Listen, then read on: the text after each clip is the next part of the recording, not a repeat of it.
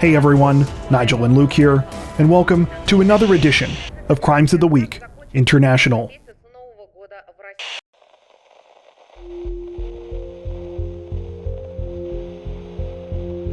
Representatives from Australia's Queensland Police say that an escaped career criminal was rearrested and is successfully back behind bars this week, though unfortunately not before leaving a trail of destruction and terror in his wake. The case began back on May 27th when the man in question, 38-year-old Mitchell John Connor, fled the minimum security Palin Creek Correctional Center. It's unclear why Connor was being held at such a low security facility in the first place. According to reports, the 38-year-old has spent a majority of his adult life in prison for countless offenses. For example, in 2019, he reportedly went on a months-long spree consisting of more than 50 crimes. This included multiple burglaries, the theft of tens of thousands of dollars in luxury items and cars, and numerous break-and-enters. When he was finally caught following what was described at the time as a, quote, drug-fueled rampage that involved him ramming a police vehicle, he was sentenced to just 2.5 years in prison. Anyway, after his recent escape, authorities launched a search for Connor. In the days that followed, he allegedly went right back to his old tricks, stealing a Mercedes SUV on June 1st. We now know that it was this SUV that was directly related to his recapture this week. In a series of events that can perhaps best be compared to a real-life game of Grand Theft Auto, Connor allegedly smashed the stolen Mercedes into a parked car on the driveway of a home in Brisbane's Mount Gravatt East neighborhood. The crash took place around 2 o'clock in the morning on June 8th, while the 38-year-old was driving recklessly down Tristania Way. Surveillance cameras in the area captured both the collision and its aftermath. And despite how intense the whole thing looks, as you can see, Connor walks away from the smoking wreckage like nothing has happened. Apparently, he was just getting started though. A short time later, he allegedly tried to carjack a rideshare driver in the parking lot of a nearby McDonald's. When this attempt was unsuccessful, thanks to the actions of a Good Samaritan, the 38-year-old walked into a neighborhood off of Pine Mountain Road, then began systematically breaking into houses. In additional footage, terrified residents can be seen and heard running from their properties and yelling for help as Connor demands their car keys. Thankfully, police were finally able to arrest him shortly after all of this in the rear courtyard of a home at the third crime scene. He is now facing a number of new charges, including unlawful use of a motor vehicle, entering a dwelling with intent, dangerous operation of a motor vehicle, robbery, receiving tainted property, failing to remain at the scene of an accident, and driving with a court-cancelled driver's license. Authorities say more charges are expected to follow, though given the history here, it remains to be seen if Connor will actually face serious consequences for his actions.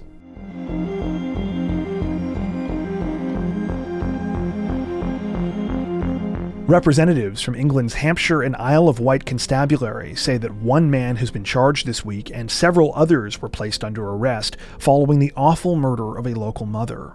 The case began shortly after 7:30 a.m. on June 5th, when police were called to a residence on Wadham Road in the city of Portsmouth. When officers arrived, they discovered the body of 32-year-old Samantha Murphy.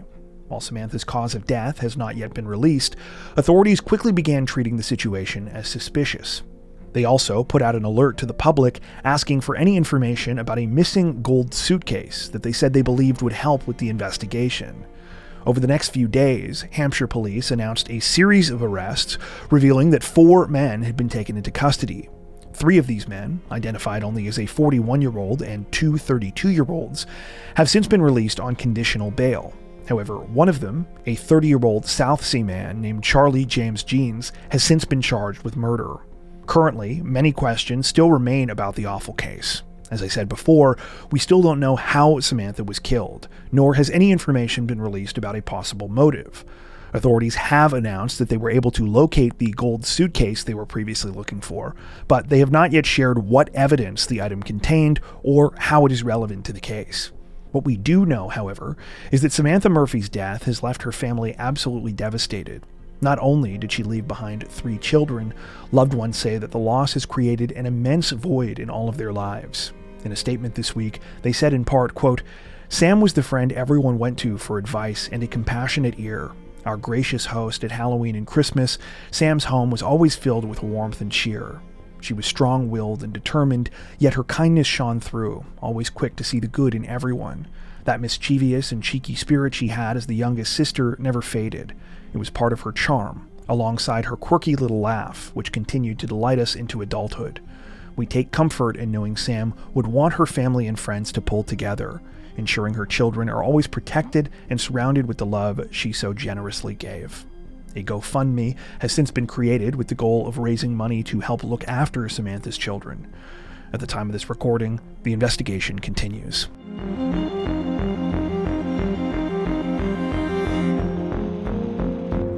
Authorities in the South Korean province of South Jeolla say that a 49-year-old father made a bone-chilling confession last week after he was arrested for allegedly killing his entire family by intentionally driving into the sea. The disturbing case began on the afternoon of June 2nd, when police were contacted by staff at a high school in the city of Gwangju. Officials there said that a 16-year-old student had failed to show up that day and that he and his family were completely unreachable. Sure enough, when authorities began looking into the teen's whereabouts, they discovered that he, his 18-year-old brother, and their mother and father were all absent from their one-bedroom apartment. However, things really started to become alarming when they looked into the family's cell phone records. They showed that they had traveled right to the coastal city of Jindo before vanishing. The disturbing truth behind what had happened was revealed when they recovered surveillance footage from a local port close to where the family's last cell signals had been traced. That's when they found video of the family's car driving off the road and plunging into the East China Sea. When rescue workers were sent to the area, they were able to recover the vehicle from the water, but by that time, it was far too late to help. The 49-year-old mother of the family, identified by the last name of Kim, was dead inside with both of her sons. It gets even darker though, because obviously one of the family members was missing. It turned out that the father of the family, a 49-year-old by the last name of G, had escaped the wreckage of the sinking car, though had made no attempt to save his wife and sons. Following his arrest 2 days later, G reportedly confessed that he had deliberately driven his family into the sea because he was overwhelmed by his financial situation. Though he worked as a rebar foreman at construction sites and was the leader of a team, over the last few months things had taken a bad turn. He had racked up nearly $200,000 in debt and was being investigated for failure to pay his workers. G admitted that a couple of days before the crime, he and his wife told their 2 sons they were going on a trip. At some point, he had spiked everyone's drinks with his wife's prescription sleeping pills. He waited until everyone passed out, then in the early morning hours of June 1st, he deliberately drove into the water. G claimed that his wife knew about everything and that she had helped him to plan the killings. He said initially he had intended to die alongside his family members, but when the car hit the water, he panicked and ended up fleeing to safety. At the time of this recording, G remains in custody, and police say that they are considering a number of possible charges against him.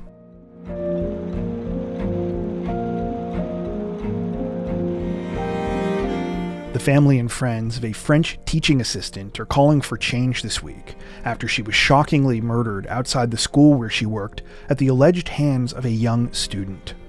The awful incident unfolded at around 8:30 a.m. on June 10th at the Françoise Dolto Middle School in the northeastern town of Nogent. According to reports, at the time, staff members were standing at the front gates of the school doing a routine bag check with the help of a police officer. This policy was recently put in place by the government following a number of high-profile violent incidents at public schools and was intended to stop weapons from making it into school buildings to protect students. However, that morning, things took a tragic turn. As one of the staff members, 31-year-old teaching assistant Melanie Glapinet, asked to look in the backpack of a 14-year-old male student, the boy suddenly became violent. Without warning, he allegedly pulled out a knife and began stabbing Melanie repeatedly. The police officer who was at the scene immediately intervened and was able to restrain the teen, though not before suffering minor injuries as well. And while additional help was quick to arrive, sadly, emergency responders were not able to save Melanie. She was pronounced dead a short time later. Currently, almost no information has been released about the alleged motive behind the crime. It's unclear if the suspect, who some local reports have identified by the name Quentin, brought the knife to school intending to use it from the beginning, or whether something else was going on. According to police, Quentin had no criminal record prior to the fatal stabbing. However, he had previously been suspended from school for classroom disruptions and was part of the middle school's anti-bullying initiative. A classmate who spoke with the media described the 14-year-old as normal, though occasionally, quote, a little bizarre. They went on to say that they never thought he would be capable of this kind of attack, though. As for the family of Melanie Glapinet, they say they have been left completely gutted by the awful crime, especially because she had only been working at the school for a short amount of time. They say that Melanie had worked for many years as a hairdresser before changing careers last year. In a disturbing irony, the 31-year-old mother had made the switch in part because she wanted to spend more time with her young son and enjoyed working with and helping children. In an interview with local media, her stepson Evan told reporters, quote, she loved it. She went there every morning with a smile for her colleagues and friends. She loved what she did, helping young people. It was what pushed her to get up in the morning. As you might imagine, the disturbing situation has sent shockwaves across France, especially because this is only the latest example of knife crime to happen at a school. The stabbing has been condemned across political parties. However, many are saying not enough is being done to keep both students and staff members safe. At the time of this recording, Quentin remains in custody. Authorities say he could face up to 20 years in prison if convicted of Melanie's murder.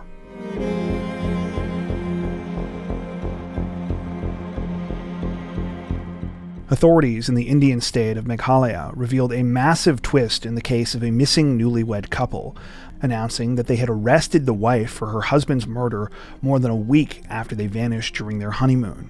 According to local media sources, the couple in question, Raja and Sanam Raghuvanshi, were married on May 11th in their home city of Indore, located in the state of Madhya Pradesh. The pair had only met 4 months earlier, and it was an arranged marriage, but by all accounts the whole process went smoothly. The ceremony was blessed by both families, and those close to Raja and Sanam said that they both appeared happy. So when they left on a honeymoon 9 days later, no one thought that there was any reason to be worried. The newlyweds traveled to the small northeastern state of Meghalaya, telling loved ones that they had chosen it because of its beautiful cliffs and valleys. Just days later, though, police would be searching this same terrain, desperately trying to find them. Though the trip started off normal enough, that changed on May 23rd, when they abruptly vanished. Surveillance footage revealed that Raja and Sanam had checked out of their rented accommodations that same day, and had been seen driving away on a motorized scooter. Much to everyone's alarm, the vehicle was soon found abandoned near the village of Sohrarim. After their disappearances were reported, Meghalaya police launched a large search. However, the effort was difficult owing to a combination of bad weather and the already rough terrain. This led to criticism from Raja and Sanam's families, who said they believed authorities were not devoting enough resources to the operation.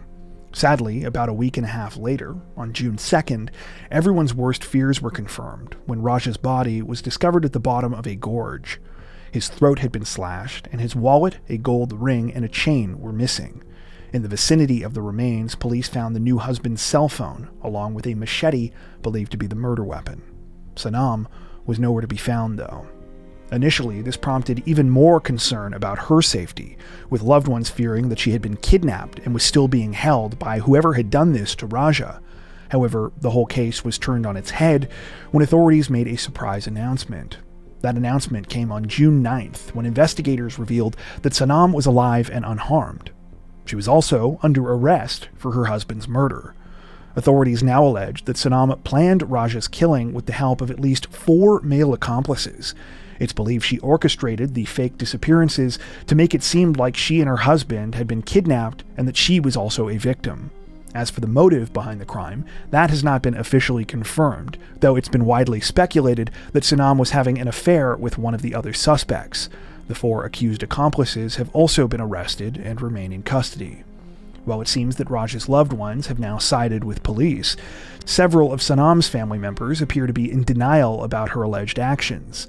In a recent interview, her father stated that she was innocent, claiming that she was not capable of doing something like this. He also accused the Meghalaya police of making up stories. It's worth pointing out, though, that Sanam was apparently the one who turned herself in to investigators in the first place. At the time of this recording, the investigation continues.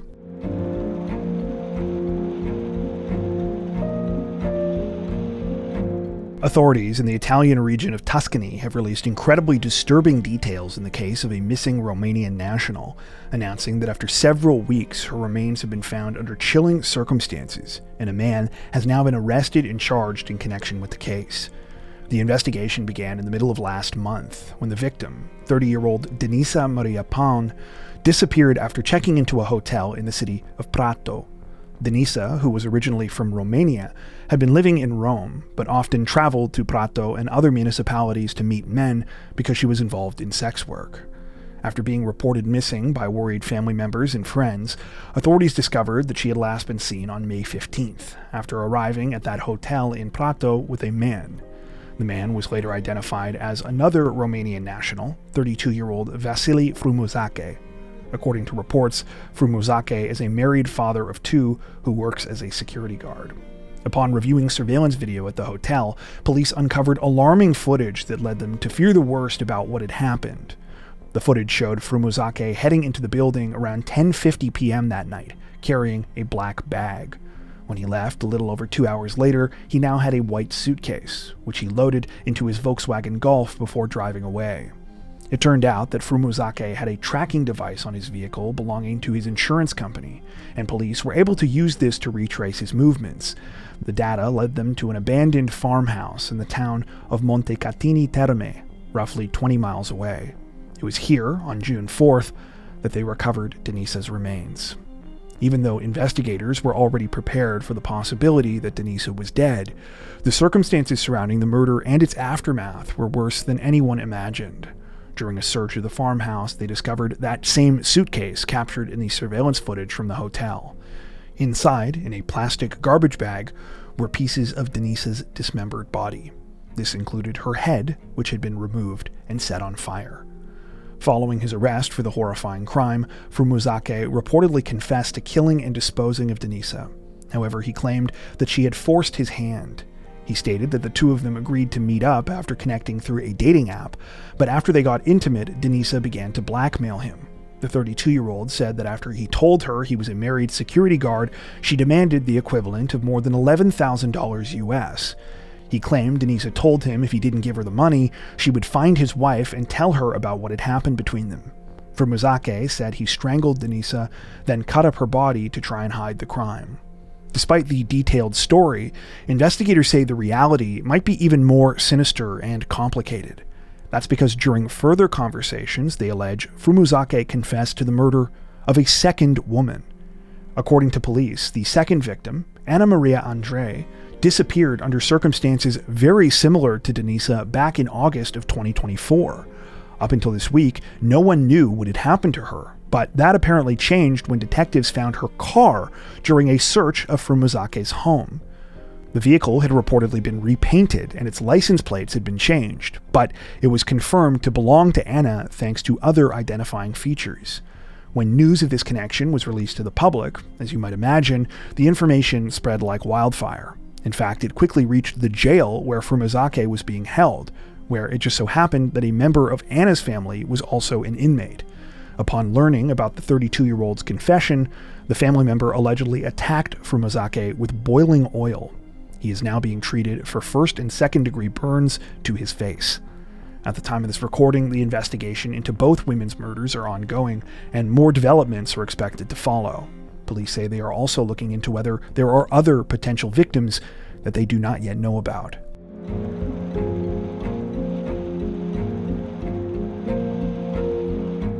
Authorities in China's Hubei province say that at least 3 people are injured this week, and a suspect is in custody after a university student went on a stabbing spree at his school, a crime that he allegedly carried out as revenge due to ongoing academic issues. The whole thing unfolded on the afternoon of June 4th on the campus of Wuhan University. According to local media sources, it began around 5 p.m. when the suspect, identified as a 23-year-old by the last name of Zhu, walked into one of the school's cafeterias armed with a kitchen knife. Without warning, he allegedly began attacking fellow students there, stabbing and slashing victims completely at random. While it appears police arrived very quickly and were able to get the situation under control, this was only after Zhu managed to hurt several people. Chilling photos and videos later posted to the Chinese social media platform Weibo show some attempting to defend themselves with chairs, while others can be seen covered in blood, surrounded by terrified onlookers. At least 3 people were taken to the hospital following the incident, though thankfully it's said that none suffered life-threatening injuries. As for Zhu, he was surrounded and restrained after apparently attempting to turn his weapon on himself. He was unsuccessful and was taken into custody by police shortly after. In terms of the motive behind the attack, authorities have not said much. However, thanks to social media, we do have some idea what happened. Keep in mind, these reports are largely unconfirmed at this time, though some of what's been said came directly from posts allegedly made by Zhu to his own account before the stabbing. It's now been widely circulated that Zhu was a senior undergraduate student at Wuhan University who had been in the process of trying to complete his thesis. However, after initially passing plagiarism checks, Zhu's work was suddenly rejected by his advisors, and he was told he needed to do a complete rewrite. He claimed he was given a completely unrealistic window to accomplish this before being required to do a second defense of the thesis, causing him to snap. The social media posts allegedly made by Zhu before the stabbing read in part, quote, "My thesis wasn't even bad enough to warrant a second defense. My advisor already approved the plagiarism check, but I still have to redo the defense. What else can I do? If I can't fix it, the only solution is to kill. Nothing works better than a kitchen knife." According to reports, the original posts have since been scrubbed from Chinese social media, and all authorities have said is that Zhu confessed to committing the crime after experiencing, quote, "academic difficulties." At the time of this recording, he remains in custody, and no additional information has been released.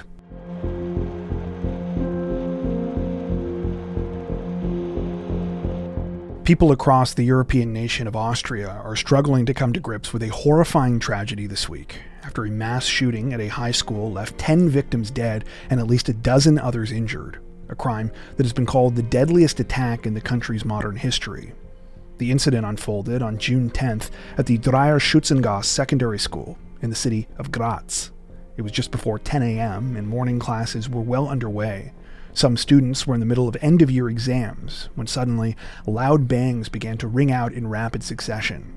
The noises turned out to be gunshots, ones that were allegedly fired by a man who has so far only been identified as Artur A. Police say Artur was a 21-year-old native Austrian who was a former student at the high school. After shooting multiple times outside the school, the 21-year-old reportedly entered the building armed with a handgun and shotgun and headed for the second floor. It was here, in 2 different classrooms, that he allegedly fired round after round at students and school faculty. Chilling video footage filmed by those who were inside at the time showed terrified witnesses trying to flee the building by any means necessary, including by attempting to jump out of windows. All the while, gunshots can be heard going off continuously in the background.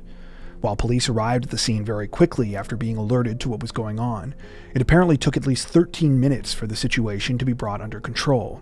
Even then, it seems the shooting only stopped after the 21-year-old attacker turned his weapon on himself in one of the building's second-floor bathrooms. Sadly, this was far from the only fatality, though. A total of 10 other people have now been declared dead, many of them students.